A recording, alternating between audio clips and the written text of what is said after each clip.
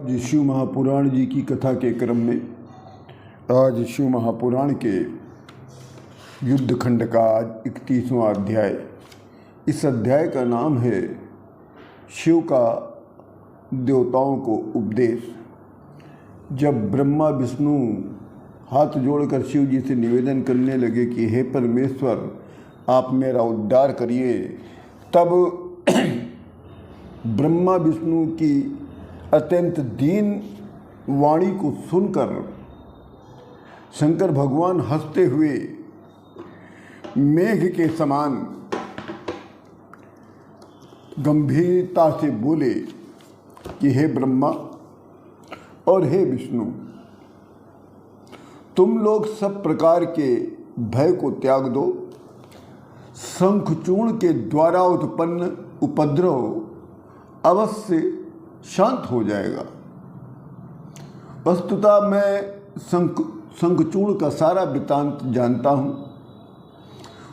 शंखचूर्ण पूर्व जन्म में श्री कृष्ण का परम भक्त सुदामा नाम का गोप था। वो सुदामा मोहबत अपने को स्वतंत्र समझकर स्वच्छंद होकर गोलोक में नाना प्रकार की कीड़ा करने लगा। तब मैंने ही उसे अपनी माया से मोहित करके उसकी सद्बुद्धि को नष्ट कर दिया था। तब उसे राधा ने इस प्रकार का श्राप दिया। जब मैंने अपनी माया उसकी बुद्धि से हटा लिया, तब उसे ज्ञान की प्राप्ति हो गई, जिससे उसकी सद्बुद्धि उत्पन्न हो गई।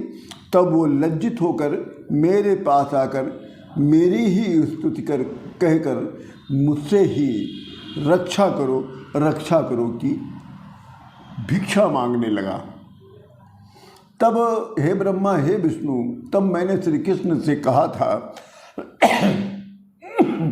कि हे कृष्ण, तुम सभी मेरी आज्ञा से भय का त्याग करो, और ये जो सब कुछ हुआ है वो मेरी इच्छा से हुआ है।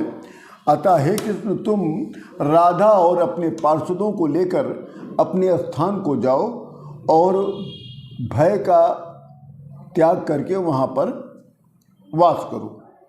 ये सुदामा इस भारतवर्ष में दानव कुल में जन्म लेगा। तुम लोगों के कहने पर मैं इसका शापोद्वार भी करूँगा।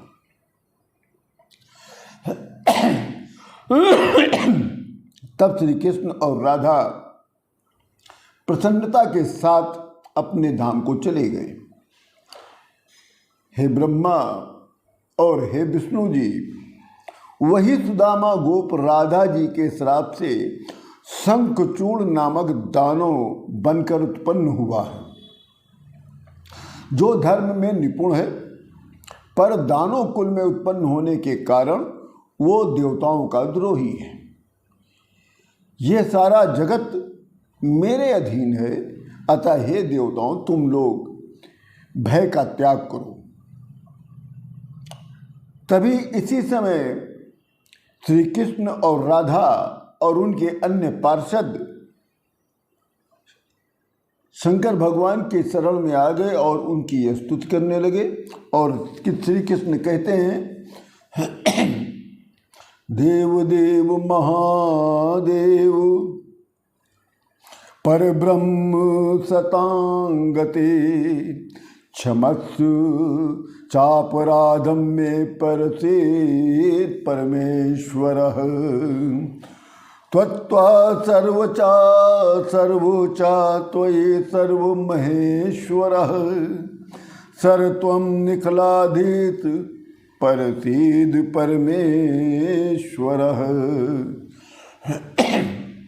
श्री कृष्ण कहते हैं कि हे महादेव, ये सारा जगत तो आपके अधीन है और आपसे ही उत्पन्न हुआ है और आप ही में स्थित है।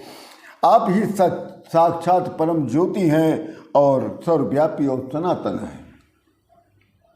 आपके हाथ आपके नाथ होने से हम सभी लोग सनात हैं। ये मेरा सुदामा नाम का गोप राधा के श्राप से दानवी योनि में उत्पन्न हो गया है। अतः हे परमेश्वर, हम शरणागत की रक्षा कर कर हम लोगों के श्राप का उद्धार करें। तब शंकर भगवान कहते हैं, हे श्री कृष्ण, तुम भय का त्याग करो और सुखी होकर निवास करो। तुम सब अपने स्थान को जाओ और सावधानी से अपने अधिकार का पालन करो।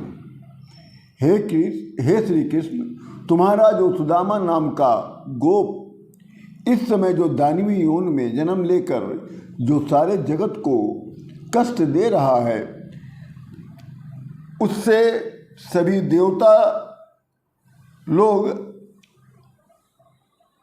देवताओं को उसने अपने स्थान से निकाल दिया है और देवताओं के सारे अधिकार को उसने अपने पास सुरक्षित रख लिया है, जिससे समस्त देवता लोग दर दर भटक रहे हैं।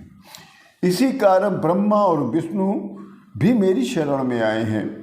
अतः मैं इन लोगों का दुख अवश्य दूर करूंगा। तब शिव जी ब्रह्मा विष्णु जी से कहते हैं कि हे ब्रह्मा, हे विष्णु, तुम लोग कैलाश पर्वत पर चले जाओ, जहाँ पर मेरे पूर्ण रूप रुद्र का निवास है।